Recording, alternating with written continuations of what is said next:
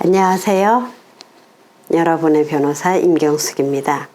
오늘은 저의 오래된 의뢰인입니다. 이 의뢰인분은 저하고 한 5년 넘게 계속 연락을 하면서 지내고 계시는 의뢰인인데 연세가 많으세요. 거의 70대 후반? 네, 70대 후반이신데 그분은 이제 어떤 케이스냐면 처음에 이제 황혼 이혼 문제 때문에 저한테 와서 이혼하시고 이제 재산 분할을 좀 많이 받으셨어요. 많이 받으시고 그리고 이제 혼자 열심히 잘 살고 계시는데 그 이후로 이제 주변에 친구분들 소개를 많이 해주셔가지고 제가 이제 그분하고 계속 연락을 하고 있습니다.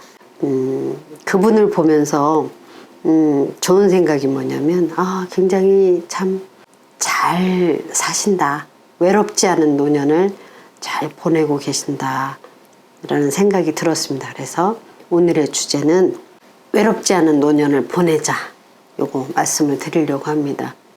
제가 이제 가끔 이제 그런 얘기를 하는데요. 노년의 세계의 가장 큰 적이라고 해야 되나 걱정거리라고 해야 되나 하는 게 뭐냐면 첫 번째가 돈이 이제 점점점 줄잖아요. 돈이 제일 걱정이고 두 번째는 건강, 막 여기저기 몸이 아프고 이제 건강이 예전처럼 활기가 없잖아요, 그죠? 세 번째는 외로움, 이제 뭐 친구도 없고 자식들은 있어봐야 자식들 뭐 각자 살기 바쁘니까 어디 부모님 이렇게 자주 찾아오나요? 가끔 전화 한번 해주는 것도 고맙고 그냥 무소식이 희소식이라고 아무 탈 없이 잘 살아주는 것만 또 고마운 게 또 부모님 마음이잖아요. 그러면 그 외로움에 대한 두려움, 걱정이라는 게 또 있습니다. 노후에는. 그리고 또 그 나이에 새로운 친구 사귀기도 좀 어렵잖아요. 그죠? 어르신들 이렇게 뵈면 이렇게 옛날 얘기를 많이 하세요. 그러면 이제 좀 젊으신 친구들은 그 노인분들의 얘기를 듣기 싫어합니다. 아이고 했던 얘기 또 하고 레파토리 똑같고 옛날에 자기가 얼마나 잘 나갔네, 내가 왕년에 뭐 좀 했네 이런 얘기들이니까 듣기 싫어하고 아이고 꼰대 뭐 이런 얘기도 하고 그렇게 해서 좀 주변에 사람들이 좀 없습니다. 듣기 싫어하고.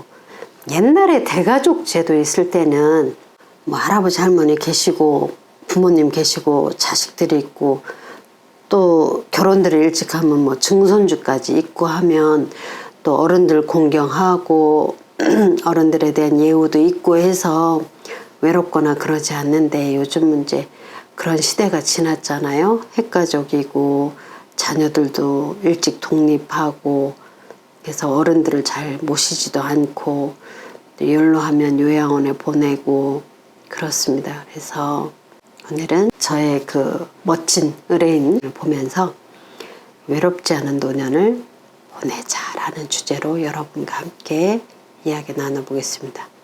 일단 아까 말씀드렸던 세 가지 있잖아요. 돈 부분은 좀 여러분들이 미리미리 젊었을 때부터 노후 플랜을 잡으셔야 됩니다. 그래서 연금도 들어두시고 적금도 들어두시고 부동산 재테크도 하셔서 고정적으로 한 달에 생활비 얼마 정도가 확보될 수 있도록 안정적으로 해두시고 그렇게 해놔야 됩니다. 돈이 떨어지면 노후 파산까지 이어져서 굉장히 힘듭니다.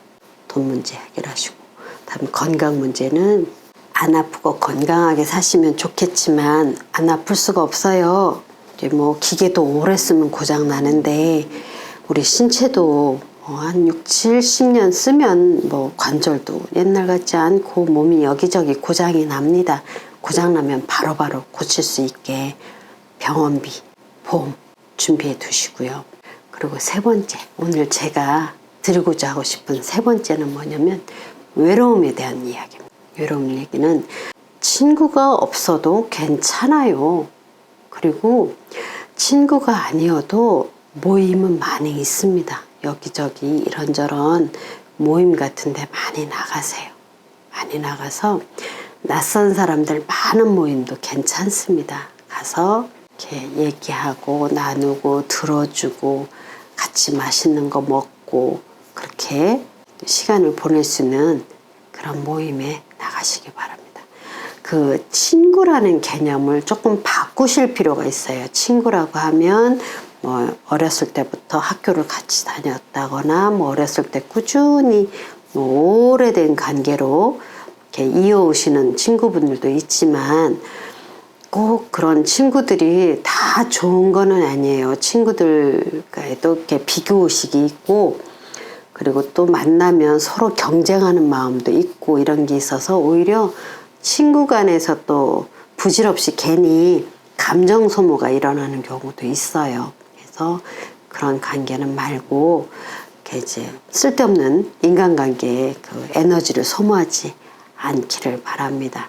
그래서 외롭지 않으려면 일단 낯선 모임에도 자주 나가시고 여러 사람들하고 나이를 떠나서 의사소통할 수 있는 그런 기회를 많이 가지십시오. 그리고 취미를 꼭 가지시기 바랍니다. 취미란 게 그렇게 또 막 이렇게 요란하고 돈 많이 드는 취미 아니고 혼자여도 충분히 즐겁게 편하게 집중할 수 있는 취미들이 많이 있습니다. 그래서 그런 취미를 가지고 본인이 스스로 외롭지 않도록 관리하는 것도 좋습니다. 그래서 그 취미 생활을 하시고 그다음에 그 외롭지 않게 하려는 어떤 노력 이런 거를 하시기 바랍니다. 그리고 낯선 사람 만나는 거를 그렇게 겁내하지 마시고 새로운 친구, 새로운 만남 이런데 뭐 동호회 같은 것도 괜찮아요. 요즘은 뭐 인터넷으로도 그때그때 이렇게 같은 주제로 만나는 사람들이 많이 있잖아요. 그런 걸 겁내지 마시고 저기 어울리고 그리고 뜻이 맞는 사람들하고는 커피 마시면서 대화하면서 시간을 보낼 수 있도록 해서 그 제가 말씀드렸던 세 번째 외로움에 대한 대책도 여러분들이 충분히 만드실 수 있습니다. 그래서 외롭지 않은 노년을 보내는 방법 여러분 만드시기 바랍니다. 그래서 친구가 없어서 외로워, 아이들이 찾아오지 않아서 외로워, 자녀들이 나를 괄시해서 외로워 이런 생각하지 마시고 여러분이 적극적으로 그 외로움을 긍정적 에너지로 바꿀 수 있는 노력을 하시기 바랍니다. 아유 나는 나가서 누구 만나는 것도 귀찮고 아이고 여기저기 돌아다니는 것도 귀찮아 그러시는 분들은 혼자 할 수 있는 취미 생활을 만들어 보시기 바랍니다. 그 취미에 집중하시면 오히려 혼자여서 더 편하실 수도 있습니다. 옆에 와서 누가 귀찮게 안 하고 말 걸고 그러지 않고 혼자 오롯이 집중하면서 재미있게 시간을 보내실 수 있습니다. 건강하시고요. 좋은 시간들을 만들어 가시기 바랍니다. 제가 오늘은 그 외롭지 않은 노년이라고 말씀을 드렸는데 그 꼭 노년이라고 한정 지을 필요는 없어요. 우리 뭐 중년이어도 얼마든지 세 가지 문제는 항상 있어요. 중년도 돈 문제 있죠. 건강 문제 있죠. 외로움의 문제가 항상 있습니다. 그래서 그 제가 뭐 주제를 이제 연세가 많으신 저의 이제 오래된 의뢰인을 생각해서 그 노년이라고 말씀을 드렸는데 중년이라고 해도 똑같은 이런 문제는 다 있습니다. 그러면 그 부분을 여러분들이 슬기롭고 지혜롭게 잘 만들어 가시기 바랍니다. 도움이 되셨나요? 네. 지금까지 임경숙 변호사였습니다. 감사합니다.